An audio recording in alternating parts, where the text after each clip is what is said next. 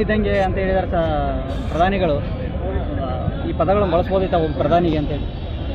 ಸಿದ್ದರಾಮಯ್ಯನವರಿಗೆ ಕಾಂಗ್ರೆಸ್ಗೆ ಅರ್ಥ ಆಗಿತ್ತು.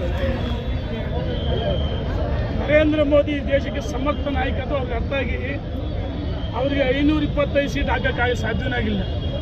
ಎಲ್ಲ 245 ಸ್ಥಾನಗಳಲ್ಲಿ ಮಾತ್ರ ನಿಲ್ಲಿಸಿದೆ. ಈ ದೇಶವನ್ನು ನಿಜವಾಗ್ಲೂ ಉದ್ಧಾರ ಮಾಡ್ತಕ್ಕಂಥ ಜಗದುದ್ಧಾರಗಾರರೇ ನರೇಂದ್ರ ಮೋದಿ, ವಿಶ್ವಮೆಚ್ಚಿದ ನಾಯಕ. ಈ ಕಾಂಗ್ರೆಸ್ಗೆ ಯಾರು ಶನಿ ಅಂದರೆ ಇಂಥ ರಮೇಶ್ ಕುಮಾರ್, ಭಾಳಷ್ಟು ಜನ ರಾವು ಕೇತು ಅಂತಲ್ಲ ಅಂಥವ್ರು.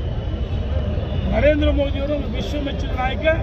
ಹಿಂದೆ ಚಾವಾಲ ಅಂದರು, ದೇಶದ ಜನ ಚಾಯ್ ಮಾರಿ ನರೇಂದ್ರ ಮೋದಿ ಪ್ರಧಾನಮಂತ್ರಿ ಮಾಡಿದರು. ಹಿಂಗೆ ಎಷ್ಟು ಟೀಕೆ ಮಾಡ್ತಾರೆ. ಕಾಂಗ್ರೆಸ್ ಅಧಪತನಕ್ಕೆ ಹೋಗುತ್ತೆ, ನರೇಂದ್ರ ಮೋದಿ ವ್ಯಕ್ತಿತ್ವ ಮೇಲೋಗುತ್ತೆ. ಇವತ್ತು ಕಾಂಗ್ರೆಸ್ ನಾಯಕರಿಗೆ ಅಡ್ರೆಸ್ ಇಲ್ಲದಂಗೆ ದೇಶದ ರಾಜ್ಯದಲ್ಲಿ ಹೋಗ್ತಾರೆ, ಧೂಳಿಪಟ ಆಗುತ್ತೆ.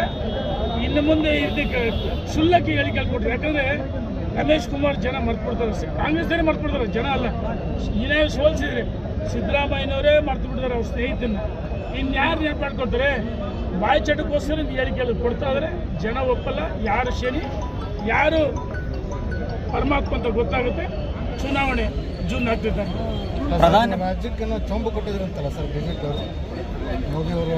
ಈಗ ನೋಡಿ, ಕಾಂಗ್ರೆಸ್ನವರು ಬಿಟ್ಟಿ ಭರವಸೆಗಳು 11,500 ಕೋಟಿ ಪರಿಶಿಷ್ಟ ಜಾತಿ ಪಂಗಡಕ್ಕೆ ಮೀಸಲಾಗಿಟ್ಟಂಥ ಹಣವನ್ನು ಅದನ್ನು ಡೈವರ್ಟ್ ಮಾಡಿದ್ರು.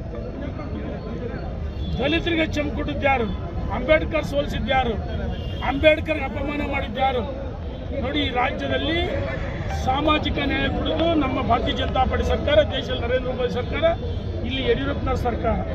ಪರಿಶಿಷ್ಟ ಜಾತಿ ಪಂಗಡ ಅಲ್ಪಸಂಖ್ಯಾತರು 200 ವರ್ಗಕ್ಕೂ ಸಾಮಾಜಿಕ ನ್ಯಾಯ ಕೊಟ್ಟು ಚಂಬು ಕೊಟ್ಟದ್ದು ನೀವು. ಆ ಚಂಬಿಗೆ ಅಕ್ಷಯ ಪಾತ್ರ ಮಾಡಿದ್ದು ಭಾರತೀಯ ಜನತಾ ಪಾರ್ಟಿ, ನರೇಂದ್ರ ಮೋದಿ ಸರ್ಕಾರ. ಅನ್ನ ಭಾಗ್ಯ ನಿಮ್ದಲ್ಲ ಸ್ವಾಮಿ. ಆ ಚಂಬಿಗೆ ಅನ್ನ ತುಂಬಿಸ್ತಕ್ಕಂಥ ಅಕ್ಕಿ ಕೊಟ್ಟದ್ದು ನಮ್ಮ ಸರ್ಕಾರ. ಮೋದಿಯವರು ಈಗಾಗಲೇ 5 ವರ್ಷ ಉಚಿತವಾಗಿ